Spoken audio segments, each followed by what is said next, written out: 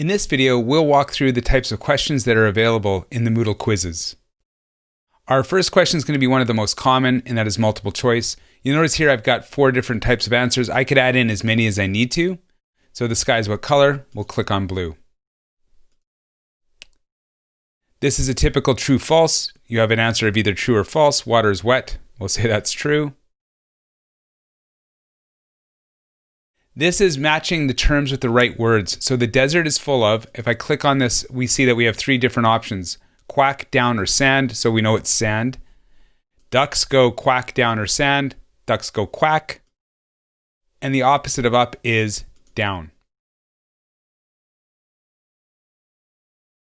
If I have 2 apples and my friend gives me 3 more apples, I will have a total of, this is a fill in the blank. So we can type in 5 here, or I could have spelled out 5. It would still be the same answer as far as the question is concerned. This here is a mathematical tolerance question.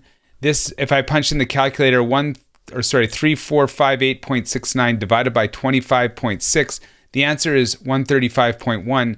But if our students perhaps are rounding and there'd be some sort of variance in there, we could allow for that. So in this example, even though the answer is 135.01, I'm going to put in 136 to allow for that rounding issue. This is an essay type of question. So your student would enter and write in a paragraph or a full essay if they need to. I will, in 300 words or more, explain the meaning of life. Well, we know that it's all about family and hard work. So the instructor would have to go in and assess that. All the other questions, Moodle goes in and actually grades automatically.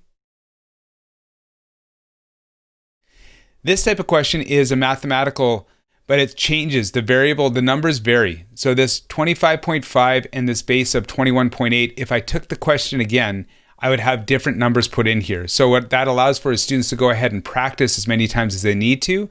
Or if you have students taking the test right next to each other, they would have different numbers and therefore have different answers. So I'm just going to punch into my calculator here, 0.5 times 25.5 times 21.8, and that gives me an answer of 277.95.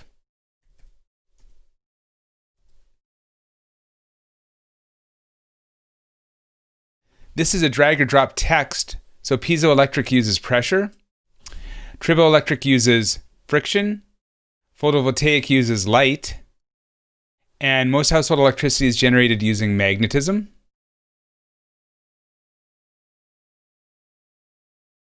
And this is a drag or drop onto an image, a very powerful question.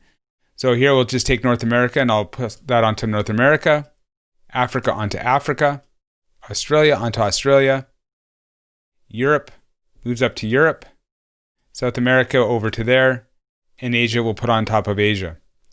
We'll finish our attempt and see how we did. Submit all and finish. And we'll see here that yes, the answer is correct with their multiple choice.